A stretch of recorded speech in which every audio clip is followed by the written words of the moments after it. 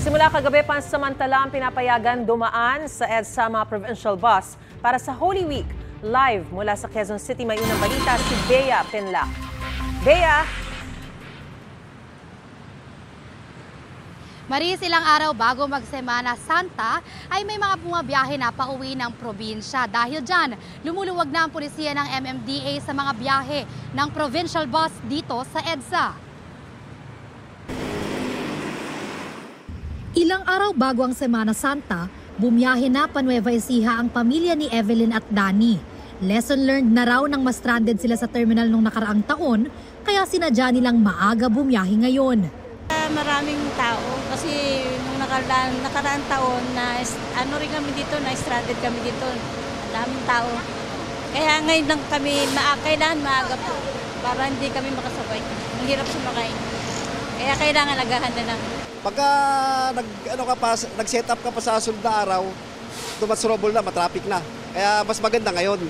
Malaking bagay rin daw sa biyahe nila ang pagluluwag ng MMDA sa pagdaan ng mga provincial bus sa EDSA bilang pagtugon sa inaasahang dagsa ng mga pasahero sa Holy Week.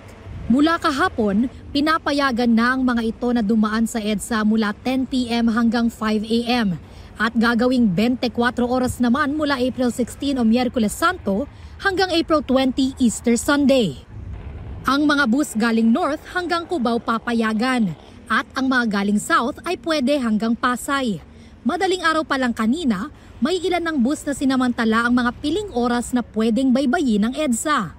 Pag EDSA kasi medyo mabilis ang biyahe natin kasi diretso lang. Sa Mindanao maraming stoplight, maraming liko-liko na daan.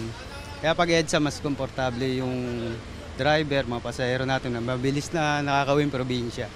Ayon sa tauhan ng terminal sa Cubao, asahan na simula sa Miyerkules ang dagsa ng mga pasaherong pauwi ng probinsya para sa Semana Santa. Sigurado yan mga Miyerkules Santo. Yan po yung pinaka-peak season na magdadagsahan yung ating mga pasahero. Babalik sila mga Sabado, Linggo. Dadagsahan naman po dito pauwi.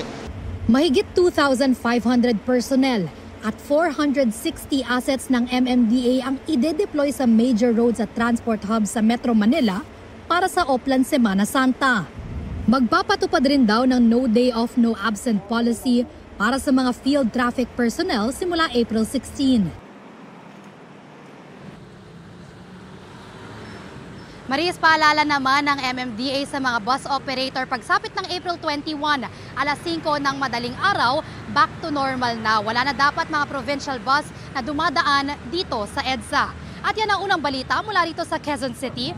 Bea Pinlac para sa GMA Integrated News.